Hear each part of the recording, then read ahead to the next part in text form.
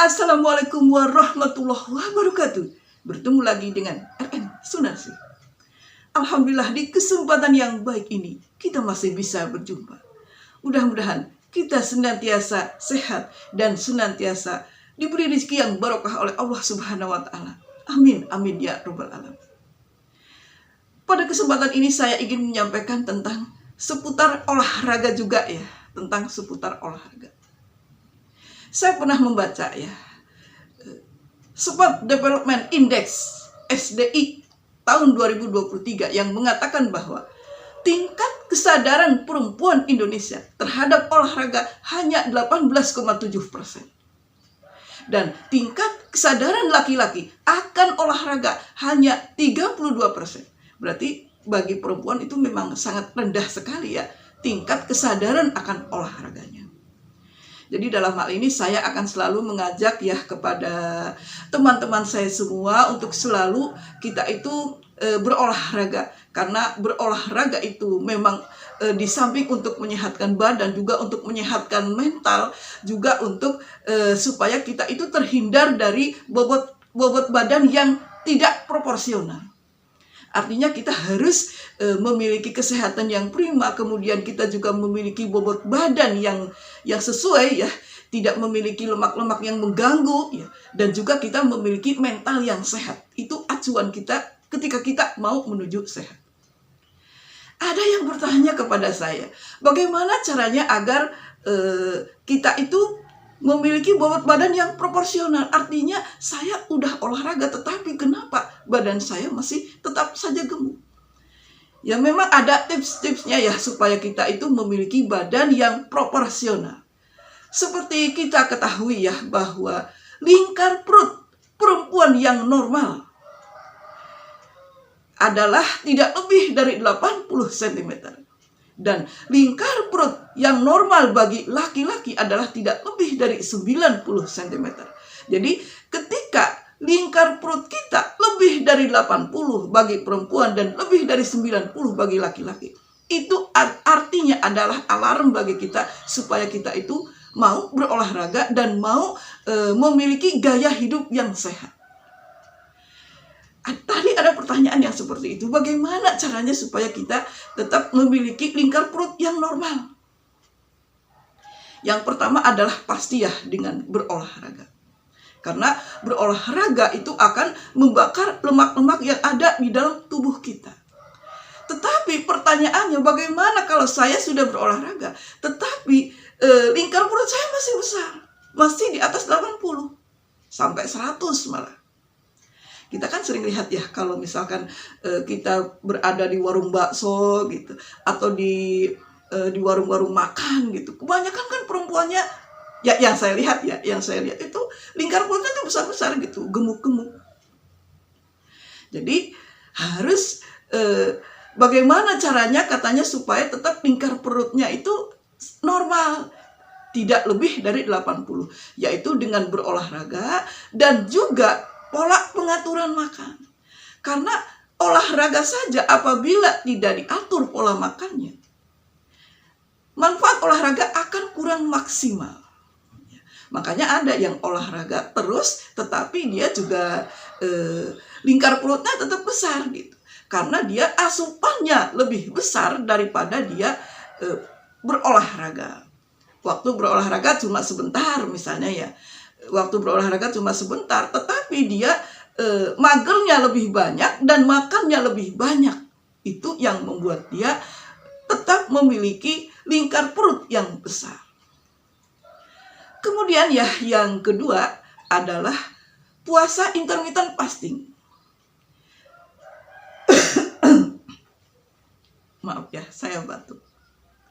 Kalau berbicara seperti ini tuh kan semangat ya, jadi tergesa-gesa, jadi batuk.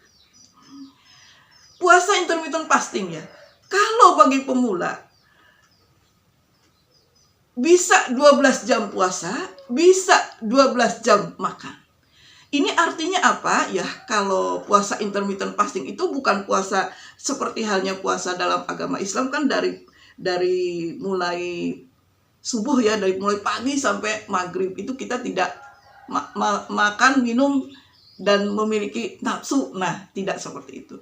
Jadi puasa intermittent fasting ini boleh minum ketika jam puasa, tetapi minum pun harus air putih, air teh non gula, dan air kopi non gula. Jadi yang benar-benar 0 kalori. Jadi puasa intermittent fasting ini ketika jam puasa hanya boleh minum ya, karena manusia itu terdiri 2/3-nya adalah air. Jadi kita tidak bisa benar-benar menghindarkan diri dari air. Dan 12 jam kemudian adalah jam makan. Ketika jam makan itu kita boleh mengkonsumsi apa aja. Tetapi ya juga kita harus memiliki batasan ya, apabila kita ingin badan kita proporsional. Bagaimana katanya kalau misalkan lapar? Ya kalau memang benar-benar pingin badan kita, pingin lingkar perut kita berkurang ya, atau 80, ya harus disiplin. Harus disiplin 12 jam puasa, 12 jam makan. Itu bagi pemula. Atau bisa ditingkatkan menjadi 16 jam puasa, ya 8 jam makan. Bisa ditingkatkan. Jadi ketika 16 jam itu, kita itu benar-benar hanya minum saja. Entah minum air putih, entah air teh tanpa gula, entah air kopi tanpa gula. Ya, jadi hanya air saja, dan sisanya 8 jam kita boleh makan apa saja. Sebagai contoh misalnya begini ya, kalau masih ada yang bingung. Kita itu mulai puasa itu jam 5 sore ya, jam 17. Jam 5 kita puasa, artinya kita hanya boleh minum aja. Minum air putih, air teh, air kopi tanpa gula, 0 kalori. Nah, minum aja sampai jam 11 pagi besoknya. Nah, sampai jam 11 pagi kita baru mengkonsumsi makan besar. Ya, kita bisa makan nasi plus lauk pauknya. Kita juga bisa makan roti, kue, dan lain sebagainya selama 8 jam. Ya, jadi yang tadi 16 jam puasa dan 8 jam makan. Jadi jam 11 sampai jam 5 jam 5 sore kita boleh makan apa aja. Tetapi ya juga harus dilihat kualitasnya. Apakah kualitasnya bagus atau misalkan tidak. Jadi kita pilih yang kualitas. Dan juga jangan mentang-mentang ketika jam makan kita boleh makan apa aja. Tetapi kita juga harus mempertimbangkan. Ya, mempertimbangkan, jangan terlalu mentang-mentang sekarang berbuka jadi makan apa aja. Gitu. Itu adalah puasa intermittent fasting. Kalau puasa intermittent fasting ini benar-benar kita lakukan dengan disiplin, benar-benar disiplin ya, artinya kita tidak ada toleran terhadap makanan, hasilnya akan optimal. Hasilnya pasti akan optimal. Pasti kita akan mengalami penurunan bobot badan. Jadi benar-benar dalam jangka puasa itu kita benar-benar tidak makan, ya. Tidak makan apapun, hanya minum saja. Jangan mentang-mentang puasa ada sedikit roti kemudian kita makan sedikit, atau misalkan nyicipi makan tapi nyicipinya banyak. Kalau banyak bukan nyicipinya, sama dengan makan. Nah, yang seperti itu adalah membatalkan puasa, dan itu akan mengurangi keoptimalan dalam usaha intermittent fasting. Kemudian ya, yang ketiga adalah defisit kalori. Jadi yang dimaksud defisit kalori itu, jadi kita itu benar-benar mengatur pola makan. Jadi makanan yang masuk ke dalam tubuh kita itu jangan sampai lebih daripada apa yang kita bakar, apa yang kita gerak. Jadi misalnya begini ya, kalau kita makan, kalau kita pingin ramping ya, pingin bobot badan sesuai dengan lingkar perut yang distandarkan ya, maka makanan asupan yang masuk ke perut kita itu jangan lebih banyak daripada kegiatan kita, aktivitas kita. Jadi kalau kita benar-benar pingin ramping, aktivitas kita harus lebih banyak daripada asupannya. Tetapi kalau asupan kita lebih banyak ya daripada kita bergerak, ya itu sama dengan bohong. Artinya kita tidak akan mendapatkan hasil yang maksimal. Jadi benar-benar defisit kalori itu mengatur pola makan. Jadi kita misalkan ya, kita makan diatur ya pagi dan sore misalnya. Tetapi kita juga memiliki aktivitas yang banyak bergerak. Pagi olahraga, kemudian kita banyaklah beraktivitas di rumah ya, tidak mageran.